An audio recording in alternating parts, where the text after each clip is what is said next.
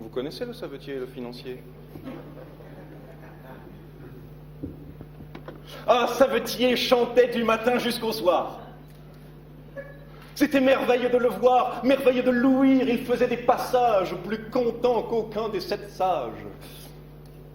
Son voisin, au contraire, étant tout cousu d'or, chantait peu, dormait moins encore. C'était un homme de finance. Si, sur le point du jour, parfois, il sommeillait, le savetier alors, en chantant, l'éveillait, et le financier se plaignait que les soins de la Providence n'eussent pas au marché fait vendre le dormir, comme le manger et le boire. En son hôtel, il fait venir le chanteur et lui dit « Or ça, sire Grégoire, que gagnez-vous par an ?»« Par an ?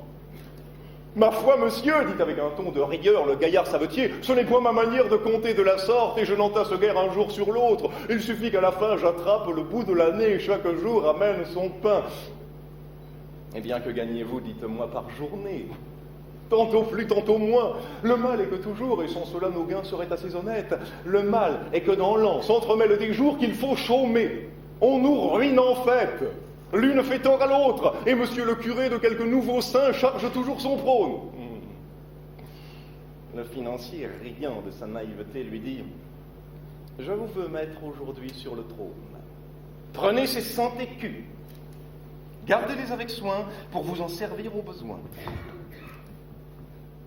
Le savetier crut voir tout l'argent que la terre avait depuis plus de 100 ans produit pour l'usage des gens. Il retourne chez lui, dans sa cave, il enserre l'argent et sa joie à la fois. Plus de chant. Il perdit la voix du moment qu'il gagna ce qui cause nos peines. Le sommeil quitta son logis. Il eut pour hôte les soucis, les soupçons, les alarmes vaines. Tout le jour, il avait l'œil au guet, et la nuit, si quelque chat faisait du bruit, le chat prenait l'argent. À la fin, le pauvre homme s'en courut chez celui qu'il ne réveillait plus.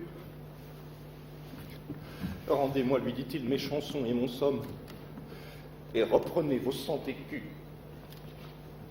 J'adore les fables de La Fontaine.